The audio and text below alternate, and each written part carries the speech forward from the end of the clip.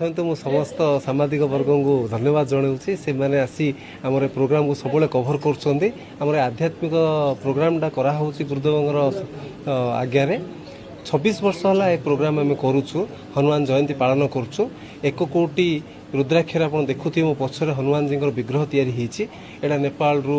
भिन्न भिन्न भारतर जगार ए रुद्राक्ष सब कलेक्शन करूँ आर उद्देश्य हूँ मूलतः लोकों भितर राम नामर भावटा जाग्रत करवा आ गुरुदेव संदेशटा जगत को आम जनइबा।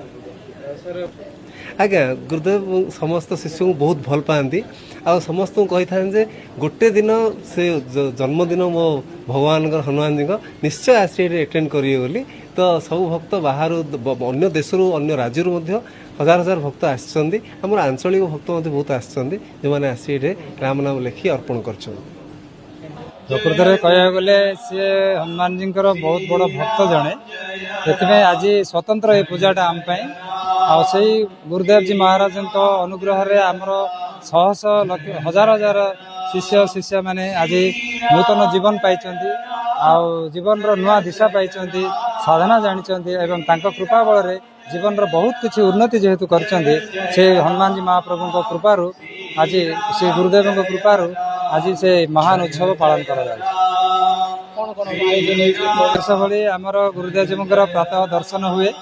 पुणी 1 कोटी रुद्राक्षर हनुमान जी विग्रह दर्शन हुए पुणी गुरुदेव जी महाराज जो साधना गृह रे हनुमान जी को दर्शन पाई से गोटे दिन आज से साधना गृह को समस्त भक्तवृंद को दर्शन मिले एवं सी निजे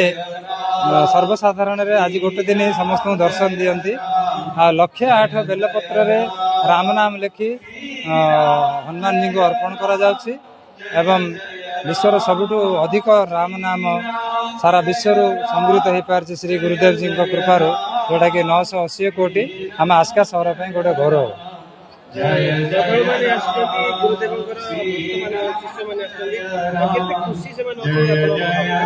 प्रकृत में कह गले तो से बहुत खुशी कहीं कृपार से आज जीवन उन्नति स्तर को पहुंचती तो सारा वर्ष सारा से आज यही दिन टाक अपेक्षा करमती कि छुट्टी न मिले रेजिग्नेशन देके आसती गोटे हाथ में छुट्टी दरखास्त आ गोटे हाथ में रेजिग्नेशन लेके आसती जदि छुट्टी न मिले तो रेजिग्नेशन देके आसती सेमिति भाव अच्छी गुरुदेव प्रति आम भारतर अनुकोणर एवं भारत बाहर आमर शिष्यवृंद मैंने आज आसी पहुंचती एवं दर्शन पाई आज से मनमुग्ध होती।